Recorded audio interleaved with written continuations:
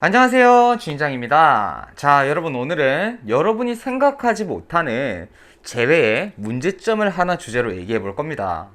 자, 이 문제점으로 여러분은 재회하는데 지금 굉장히 불이익을 보고 있다는 걸 전혀 알지를 못해요. 오늘 이 포인트에 대해서 짚어드리겠습니다. 자, 여러분, 이별은 기본적으로 굉장히 무거운 분위기가 일반적이죠. 이별이라는 단어를 생각하면 우울함, 눈물, 슬픔 이런 것들이 생각나지 그 어떤 밝은 분위기도 상상이 가질 않아요. 이게 우리가 보통 이별에 대해서 생각하는 일반적인 이미지죠. 자, 그런데 여러분, 우리가 과연 이별 상황이나 혹은 이별 후에 재회를 하는 것에 있어서 우울한 분위기가 우리한테 유리할까? 자, 그렇지 않습니다. 사람은 대화를 할 때 말과 표정, 행동, 대표적으로 바디랭귀지, 자, 이런 요소들로만 대화를 하는 것이 아니에요. 감정으로도 대화를 합니다. 이게 추상적인 감정이 아니라요, 진짜 말 그대로 내가 나타내는 감정으로서 대화를 해요. 자, 만약에 우리가 누군가가 굉장히 슬퍼하는 모습을 봤다고 가정합시다. 그 사람이 슬퍼하는데 우리가 말은 아유 많이 힘들겠어요, 힘내세요, 자, 이렇게 얘기를 하지만 우리 감정은 이건 결국 내 일이 아니라서 잘 공감이 안 가네. 자, 이런 감정을 느끼고 있는 입장이라면 상대방 입장에서 우리한테 정말 자신의 슬픈 감정을 위로받는 대화를 나누었다고 생각을 할까요? 아니죠. 즉, 대부분 우리는 감정 매칭을 통해서 타인과 보이지 않는 감정적 대화를 하고 있어요. 이건 사실 진화 심리학적으로 인간이 집단 사회에서 생존하기 위한 어떤 본능 같은 거예요. 내 친구가 화가 났을 때 우리도 같이 화가 나고, 내 지인이 슬픈 일을 당했을 때 나도 같이 애통하고, 이런 서로에 대한 감정 동화를 통해서 감정적 대화가 나누어지고 있는 거란 말이죠. 자, 그렇다면 이 시스템을 역이용하는 방법도 있습니다.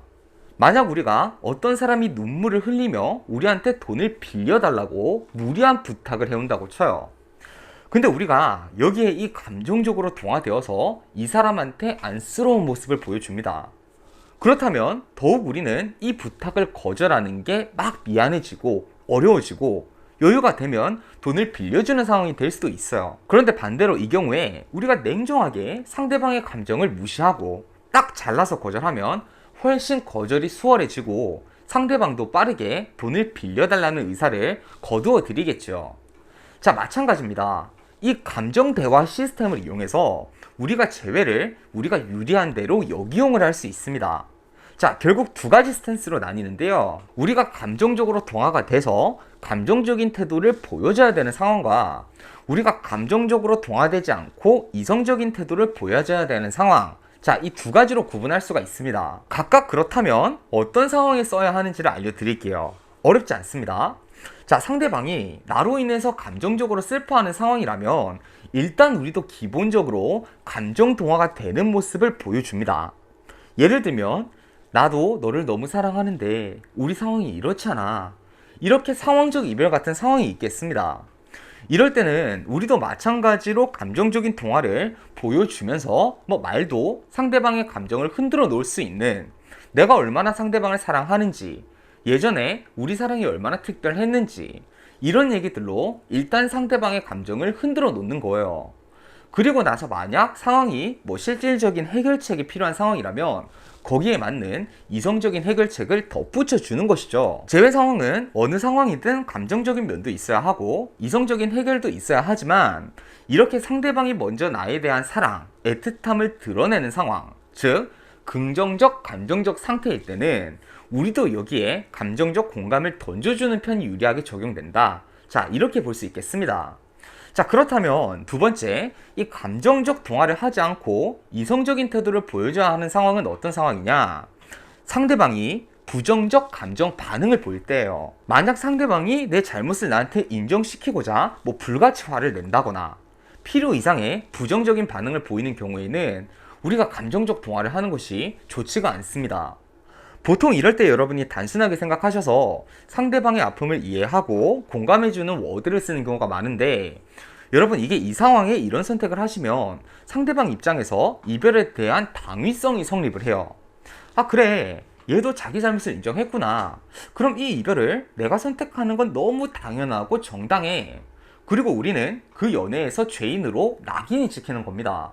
자, 여러분, 이렇게 상대방이 부정적인 반응을 과민하게 보일 때는 우리는 그 감정에 동화가 되면 안 되고 차라리 몸이 건조한 이성적인 감정 상태로 받아주는 게 맞습니다. 상대가 화를 내거나 분노를 표출할 때 거기에 우리가 반응을 하지 않으면 상대방이 그런 분노 감정을 꾸준히 유지할 수가 없어요. 왜냐면 나는 영향을 받지 않는데 자기 혼자 화를 내는 상황이 되어버리거든요. 이 말이 우리가 하는 말로 전혀 상대방의 아픔을 공감하지 못하고 나는 전혀 모르겠는데 이런 반응을 보여주라는 게 아니에요. 상대방의 감정에 우리가 흔들리지 말라는 거예요. 진짜 내가 네 감정 몰라줬어. 내 잘못이야. 이렇게 말하면 이별의 당위성이 생긴다고 했죠. 근데 이렇게 말하는 게 아니라 그래, 너가 충분히 그렇게 힘든 부분이 있었겠네. 내가 몰랐던 부분이 있었나 보다. 너 혼자 많이 힘들었겠네. 이 정도라면 어느 순간에 상대방 부정적인 감정이 사그라드는 효과를 볼 수 있어요. 왜냐면 내가 감정 동화가 되질 않으니까.